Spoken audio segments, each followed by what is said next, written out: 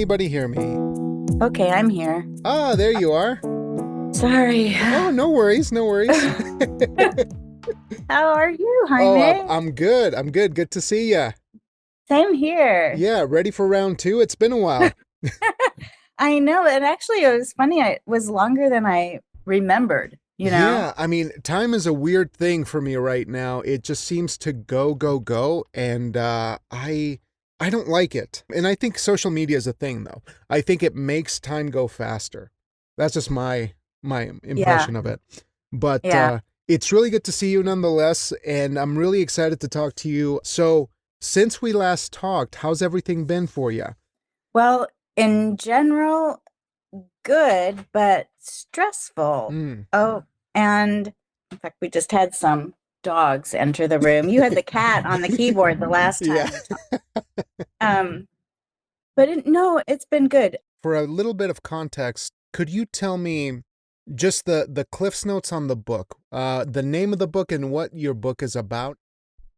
Nobody else can see this, of course, but I will show you this. This is the cover. Mm. The book is called Talk Smack to a Hurricane. It is a collection of poems about my mother's mental illness, the way it affected our relationship. I think the last time we talked, I already had the book contract, but I don't remember how far along it was. I think it was just in the very beginning Yes, stages. it was the very early beginning. Yeah. Yeah. So, this is my first book of any sort, and it's about the view psychiatry has of women, which I think needs improving. And it is also about anti Semitism. My mom's side of the family is Jewish. I was raised Jewish. So, faith and religion, Judaism, Christianity, that's all really bound up in my mother's the expression of her illness. Mm. Whenever she had a breakdown, the worse it got, the more she talked about Jesus. Mm.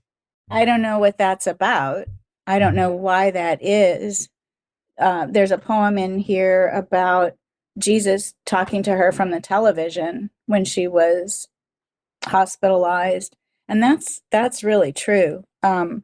She she always wanted to tell us stories, and I I neither my father nor I wanted to hear these stories. I think we just wanted to pretend that that happened. We were there, we saw some of it, and let's get back to our real life, Mm-hmm. even though all of the sum is the real life. Well, this book is an exploration of the holes in my knowledge and my guesses at how they might be filled in. Some of it was, I dug into some personal history, but also the history of psychiatry and asylums and those kinds of things. So the the book is about all of those kinds of things, and it includes one poem that is comprises just photos, no captions, but just 6 photos. And then there are 8 poems that are erasure poems. My mother wrote an 8-page letter the day after I was born and sent it to her parents. After my mother died, my dad gave me a packet of letters. In that packet Mm. was this letter. And for years, I wanted to do something with it. Finally figured out how to do an erasure. And so I changed it so that in these 8 pages, it gives the story of sort of the first few years of my parents' marriage and my life. Mm. And and we've got that sort of in the center. It's almost like a book in a book. There have been a lot of surprises in the sense of things I didn't expect. I Mm. didn't I didn't think about how it would feel to talk over and over again about the situation with my mother. And that's been a stressor. Mm. I do welcome it, but the other thing I didn't expect was that when you tell a story and it connects with somebody else's experience, they tell you that experience. Mm. So I've been glad to hear people's stories, and it's important. The other day, I was at an author open house, and someone came up, and when I mentioned what the book was about, the person looked stricken. Mm. A person in their early 20s, I think, and they shared what was going on with them and their parent, and said, I don't know if I can read your book right now, but Mm. I had to offer a hug, and I was really glad the person accepted, because it just felt like, whew, they needed a little grounding and a little support and some assurance Mhm. that you can get past a situation. So I was glad that I could offer that person some support, and I hope a little hope.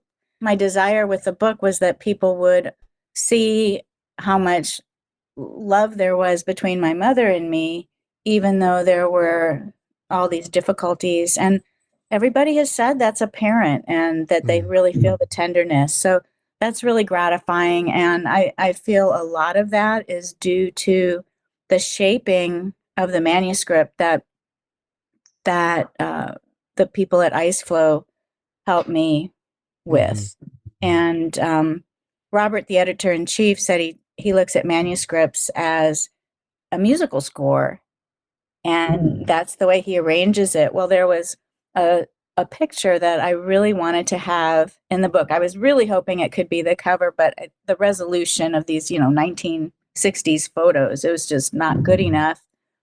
But he managed to fit it in very small, and he called it an intro and an outro, and he had it Oh. on the one of the front pages and one of the back pages, and I thought that was just a lovely touch, and that's something other people have commented on. So it's just been, the whole thing has been a great experience, and all of a sudden I realize I'm not being very linear in the things I'm Oh, talking that's totally fine. There's a lot of family history to cover, and how timely too that you are talking about things that never seem to go out of fashion, and that is in our, I guess, society's dialogues. You have a lot of conversations about anti-Semitism and how a lot of that is happening right now, as well as just women needing basic services. I mean, it's rampant. Is that something that affects the way that a book like this comes together, or do you just have to shut it out and ignore it as you try to process a lot of emotional um, trauma, a lot of background of your own life that is about. difficult to carry into a project? Hmm. As I was writing this, it became more and more apparent to me that regardless of my perception of the way I've been in the world, I've been in a lot of situations where most of the decisions, work situations, volunteer situations, where the decisions were made by men, and I always felt like, man, I can keep, no, no pun intended, that I could just keep right up with these guys, and almost felt it as a point of pride. And not that I faulted other women, but I just really didn't see where the discrimination against women, or the misperceptions, the undervaluing, I didn't feel Mm. that towards myself Mhm. as a woman in our society. In writing this book, though, I'm finding that actually I did carry those ideas way deep inside, and they weren't coming out. I had started this project thinking of this as a personal issue. And the more I wrote, the more I read to other people and heard what other people said. I had one man who had been a longtime friend said, or asked me, did I feel marginalized as a woman? And I said, well, no, not really, but my poems sure sound like I do. And so I'm guessing then that yes, a lot of this was internalized and stuff deep enough I didn't even name it or see it. Mhm. As for the things relating to anti-Semitism, it's kind of the same way. And the irony of faith and denomination really is that when I was a kid, my mom loved to have the Christmas tree. My dad's side of the family is not Jewish.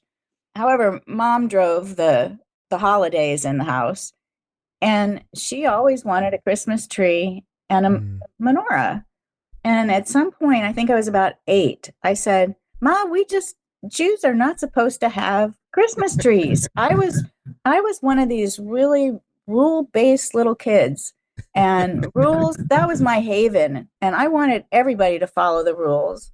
And so she gave in and we didn't do it anymore. Well, now I'm an adult. I actually go to church. The church I go to is very involved in social justice issues. Well, that's made me feel more and more Jewish. The Mm. more anti-Semitism there is expressed in our larger society. I haven't felt it personally, but the more I see of it, the more I want to be Jewish and stand up. And Mm. so I have to wonder how much of my own faith journey has been affected by anti-Semitism. Was I afraid? Was I worried? I mean, as a kid in high school, Friday nights given over to a service, that's the fun Yeah. night, you know. So it's a big part of my life. It's none of it looks or gets labeled the way I would have expected, but it's an ongoing thing. And I feel like I taught myself a lot of lessons by writing this book. Mm. Yeah. Do you recall when you were younger if your parents experienced any kind of trouble because they they were married outside their faith? Like, was that Mhm, something that was an issue for them back then? mhm, mhm. I I'm not sure. I don't know why my dad decided to follow my mom. He'd never converted, but when we went to temple, he wore a yarmulke. He took part in the prayers that he could, and I mean they always, gave dues to temple and stuff. I do know that we lived by either set of grandparents, partly for the support when my mom was gone. Mm-hmm. So my dad's family's from Wisconsin. My mom's family, well, when I was born, they were living in Louisiana. So we went back and forth. I know, I'm not sure. In Wisconsin, we lived in a town that was small enough it didn't have a Jewish congregation. So I Mm-hmm. remember we went to the Unitarian church. I don't remember having any external symbols Mm-hmm. being Jewish. When we moved to Baton Rouge, I remember we had a mezuzah on the door frame so people could see we were Jewish. But the only time I remember my mom being afraid was when my dad wanted to move from Baton Rouge, where we were living in, is a big city, to a much smaller town, Mm. and she was really worried because it was an area where the KKK Oh, was active, wow. and and she said, "I don't even know if any Jewish people live there." Well, they moved anyway. Every time it was generally just, kids out bashing mailboxes, but my mom was always sure it was the KKK coming to harass them. Mm. So she had a big fear, and in her growing up, she faced a fair amount of discrimination. And also, there was one day she came home just crying from work. She worked at the motor vehicle department, and Mm. I think my mom was really pretty. Well, at work, she overheard a nearby conversation of somebody saying that Jewish women are never pretty. Mm. And I'm pretty sure they were directing it at my mom, Wow. and she certainly felt that. I don't discount her feelings at all. And that was very upsetting for her. I don't even remember what got her to get up and go to work the next day, Yeah. but she did. So, and I'm sure there was much more she didn't want to tell me. Yeah, I think parents want to do that as much as humanly possible, is shield their kids from a lot of those difficulties, but it seems that she was able to continue and not be completely overwhelmed by some of those events Mhm. that may have happened before. What kind of lessons do you think you have learned from the book? You mentioned that you learned a lot of lessons, in the preparation of the book and things like that. Could you share a little bit more on that? The biggest lesson, and I mention it in my acknowledgments, in a note to my mother, is I realized by the time the book was done, the collection was finished, no more revising, I realized that my mother really had been there all along whenever I really needed her. The times that were important, she was there, she was present. If I needed advice, she gave advice, and it was pretty much spot on, and that is a really important realization, and if if I have a day where I forget it, it was a strong enough realization I can pull it back.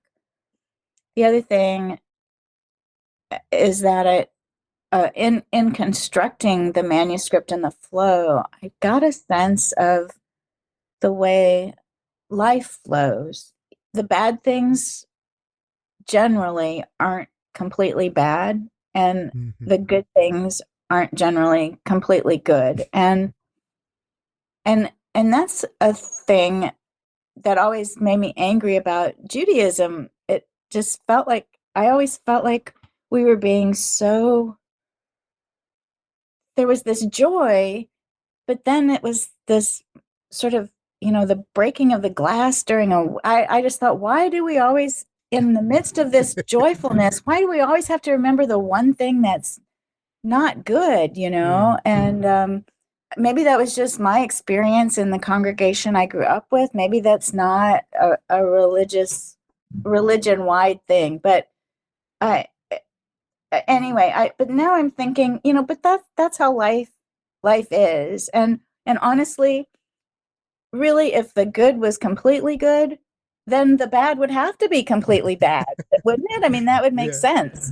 So maybe the one, I mean, is so we stay compassionate for these other whatever's going on that's not going, it's not all about us. But in the other sense, it lets us look for hope. And so that's the other thing that I got was to that there are lots of places that I can look to find hope. Mm. So you mentioned that you did a bit of research trying to find the treatment of women during a certain period of time when your mom was going through a lot of difficult mental health experiences. Was there something that really surprised you, or what was that experience like? One of the things I found out was from way back, and that is that in in the 1800s, they had all kinds of descriptions for um, diagnoses for women. There's a poem in the book where it mentions, I mean, somebody was hospitalized and the diagnosis was deceptive in her affections.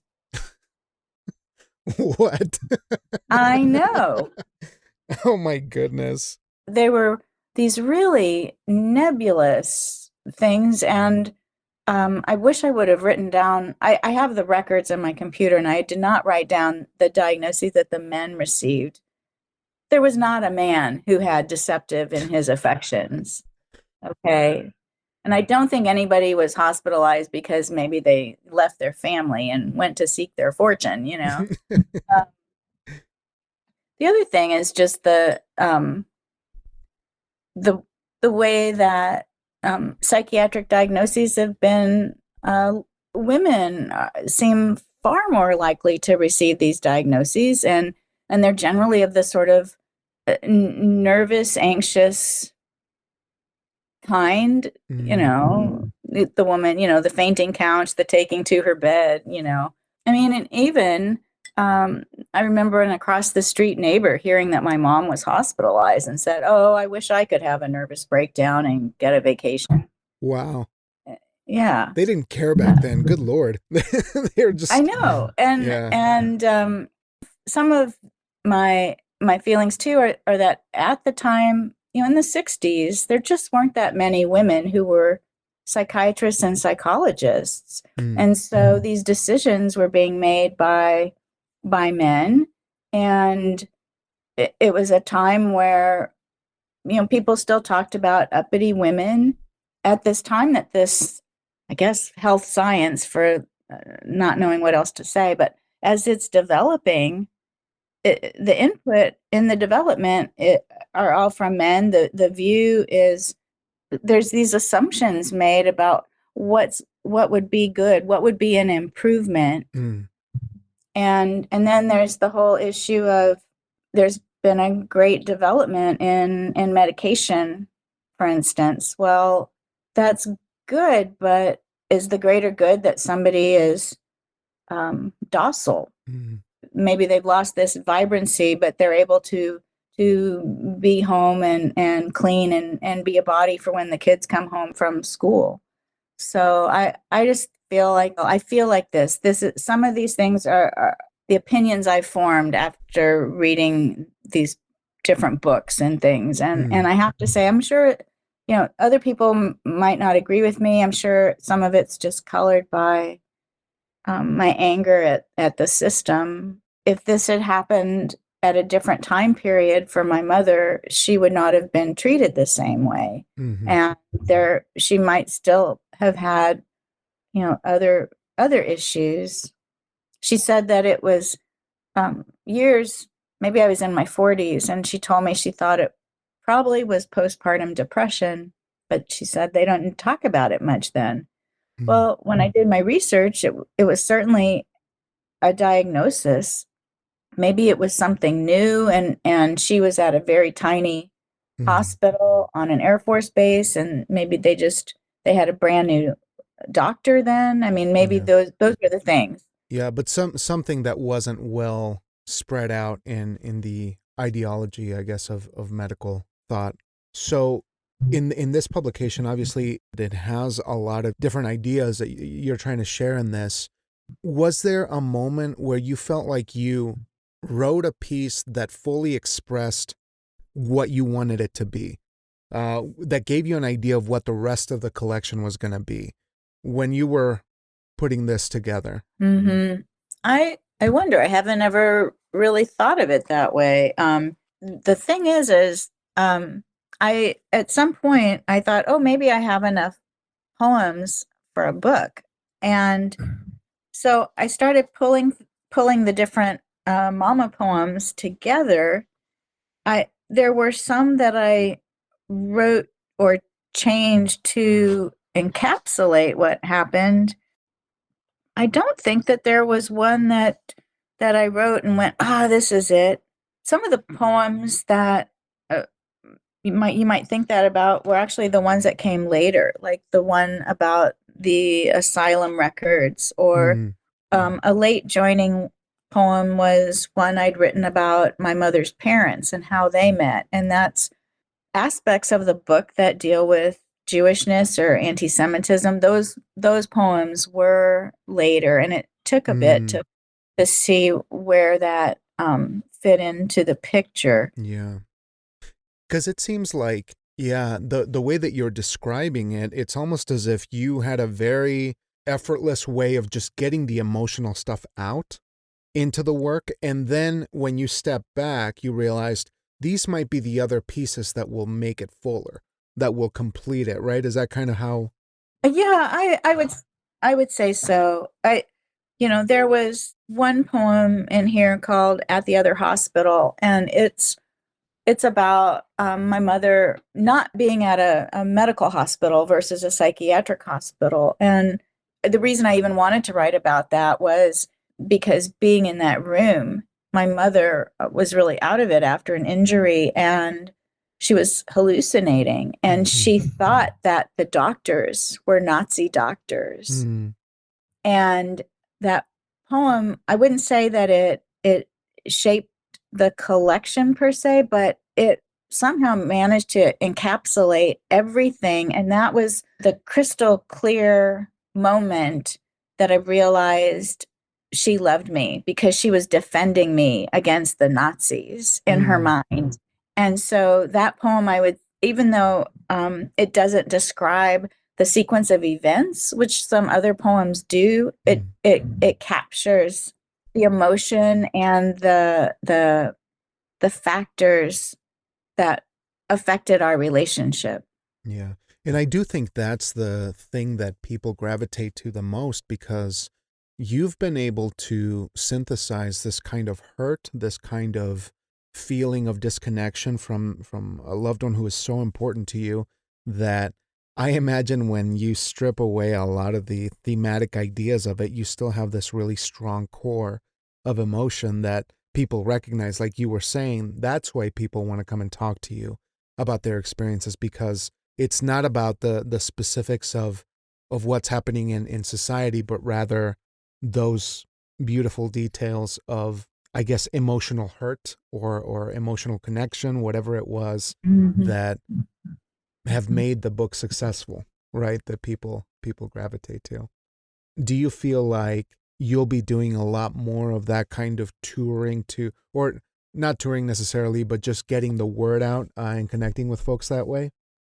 I hope so. Since we talked last and the book came out, the book came out in September, and I just have lucked into some different um, um, events and readings. And so I went to Kansas City, I was in Tennessee, I went back to Baton Rouge and did a reading there, and that was great to be back there. I drove by where our old synagogue was and ate beignets, and I saw old friends from high school, but drove by our old house. And then in this next year, I have more readings, some not really scheduled till July and August. Hmm. And it's enjoyable to get out and meet with people about Yeah. it. Yeah. Was it difficult going back to your old stomping grounds like that, when you were doing that, or does it not affect you in that way? The funny thing is I didn't even think about it when I agreed to the date. It was, a lot of these, it was a series, and a lot of the series, they're going to meet, the second Thursday, the third Sunday. Mm. And the date that was open that worked, because that was when the book was coming out, happened to be Rosh Hashanah. And so so none of my Jewish friends were there, because they were all at services Mm. or preparing for them to making the evening meal, Mm. and so I think I might have felt different about the event had they been there. Maybe I would have felt a little more exposed. What was interesting, having the two friends there from high school, is they were my very close friends then. They did not have an idea. They had no clue that any of this was going on in our home. They were at our house. Mom would make us school lunches in high school, and we would trade and go to different people's homes, and their moms would make lunch. So being in Baton Rouge in and of itself, that didn't affect me, but it was interesting to see that I I didn't realize I had sort of hid what was going on as much as I had. And I'm not sure if that was out of self-protection or shame or what. No, that's fascinating. And with a book like this that digs up so much, that is mining a lot of personal family relations, it can be pretty difficult to feel like you've seen the light of day through it all. Do you feel like you are done talking about this, or is this something that you will continue to talk about in some shape, way, or form, or was this book sort of the culmination of certain things for you?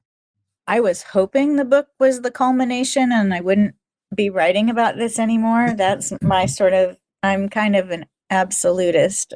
I was ready to be done, and yet there are more. There are some more poems I need to revise that have my mother in them. They're not necessarily focused on her mental illness as much as just her more sort of regular mother-daughter stuff, although it's all colored by her illness. And to me, it's the things her illness made her do, but it's just the differences in personality. Hmm. I mean, we all have things that affect us and change us, and we can't say, oh, this other person before is the real person, Hmm. I mean, because that's what life is. It changes us. I love the title, by the way. Talk Smack to a Hurricane is very potent. It's almost brash, but I'm curious how one lands at it. If you're okay talking about it, because I know the titles might give away some of the additional context that is needed to get the collection. Mm-hmm. But what leads you to find a title like that? Mm-hmm. It's actually the title of one of the poems in the book. And the way that I came up with the title of the poem is that there's a line in there, storm surge in a hurricane, and me being the storm surge. And so then that makes my mother the hurricane. Now, and the other thing about this particular poem is it relates to a few situations where my mother slapped me in the face. I can't say that was an uncommon way for people to be disciplined. It's Hmm. like people who grew up and they had the switch, it was common, but it made a huge, huge, huge impression on me, and not good. And so anyway, so there comes the talk smack, and when you talk smack to somebody, that's this whole other thing. So anyway, that's why I came up with that title. And then in looking for something to name the collection, I just kept coming back to that. And there was a review of the book where the reviewer labeled or named all the things that she thought the hurricane was. And that was really interesting to me Hmm. because I hadn't identified other hurricanes. She came up with all of these sort of swirling energetic events and named those. And so it was really interesting. Yeah.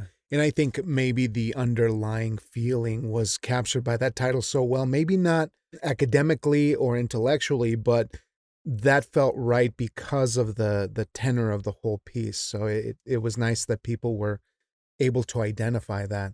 Just a couple more questions to be mindful of your time. Do you have any other projects on the horizon lined up or things that you're interested in working on now that Mm-hmm. this one is complete? I'm just yesterday, I was thinking about that. There's a series I'm trying to work on about relating to qualities of light and personifying light in a certain way. And that's a challenge because really that doesn't sound that different or new, but I'm trying to come at it from a different perspective. I started thinking yesterday, there's a phrase that seems to be thrown around a whole lot lately, liminal spaces. And but I was thinking about the space between who we were and who will be, or who we are. Just I was thinking about this because I was on the highway of Hmm. just a small space, who I was when I left home and who I'll be when I get to my destination 2 hours away. Hmm. And so I'm going to start playing around with that and see if I can come up with something that feels a little new. And Hmm. and then I'm really excited because I get to take another online poetry class Oh, in great. January. So I'm hoping that some new things will come out of that. Excellent. Excellent. Are there some works or things that you've read recently that really stuck with you? Or it doesn't have to be poetry necessarily, but even if it's Mhm. music or a show, something that has inspired you in recent days. Mhm. Well, I have been really, really energized by a collection called Outskirts by Heathen, Mhm. and it is phenomenal. The energy in this, it's something. It gave me something to feel like, oh, I want to aspire to this level of energy. Um, and there is a singer I was just exposed to. I could look it up. I want to say, um, anyway, she has this, I don't know if she goes by she or they, but um, a new collection called The Alphabet of Wrongdoing. And I'm so sorry I can't remember her first name. But it's just really exceptional and sort of haunting and wonderful. Mm. Really, anything lately there've been just, I mean, so many new poetry collections that are out or coming out that are very exciting. I really, really love the poet Gabrielle Bates, and she has a collection coming out called Judas Goat. Mm. And then there's another author I just adore, Jennifer Maritza Macaulay, and I have her a poetry collection called Scar On, Scar Off. She has a short story collection coming out next year from one of the big publishers. I can't think of who, but Mm. anyway, that one just I'm sure is going to be stellar. So I'm Mm. just excited by all of the I'm just excited by all of the creativity and just that, like there's this explosion of presses and, and people like you doing these wonderful podcasts and, you listen and you just feel so inspired by the creative energy. Oh, that's wonderful. Wonderful to hear. So, lastly, I want to ask you about something that you would say to folks who are looking to find a good publisher for their work, if they have a chapbook or a manuscript that they're looking to find a home for. Hmm. Is there any advice for that process for an individual who's looking to get there, and what do they have to look forward to once this process is complete after all that hard work? Hmm. I think as far as I think in looking for a publisher, it's good to know what your goal is or goals are for your work. Is your goal that it, gets to as many people as possible? Is your goal that, want it to get into, these hands or these hands? And what are your personal goals? Like, is it, we might as well admit to ego. Is it really important to you to have a traditional publisher, or would it be okay to self-publish or go to a hybrid publisher? Where does that play in your dreams for yourself? I think it's really important to have a publisher who has a track record of being respectful of the writers, and who, if you care about having input in the process, ask, can I have input in the cover? That is not real common, at least not with the larger publishers. So, what kinds of things do you care about? And then have those be questions you ask. And then the other thing is, regardless of the size of the press you go with, there is going to be a lot of legwork required. It can be exhausting because pretty much all of us are introverts, and you have to put yourself out there. And it's, I'm not doing this because of what I think about me. What gives me the juice is I'm doing this for my mom, Mm. and to reach out to people who might feel vulnerable or injured or damaged, even, just to say, you or we can find a way to get past this and heal. So it takes a lot of emotional work, if Mhm. and I think that would be true regardless of your topic, because you just have to be out there connecting with people. And whether you're doing it in person, online, through letters, I mean, you have to put your heart into it. Otherwise, it's not a connection. So, Wonderful. I think that's an amazing note to end on, but Lynne, I want to thank you again for taking the time to do this. It's always such a pleasure to talk to you, and I want to thank you for your strength, for taking something that is so difficult to talk about, for turning emotional discomfort and hurt and heartbreak into a beautiful work of art and sharing it with the world so that we can begin conversations on these very important relationships that we have with our family and how to keep working at them, and for bringing that light into the world. So it's a pleasure to talk to you, and I hope we get to talk again soon. Me too, Jaime. Thank you so much. It's always great to talk with you. I hope you have a wonderful Sunday, and I'll be in touch on the internet, okay? Okay, sounds good. Thanks. Take care. Okay, bye. Bye.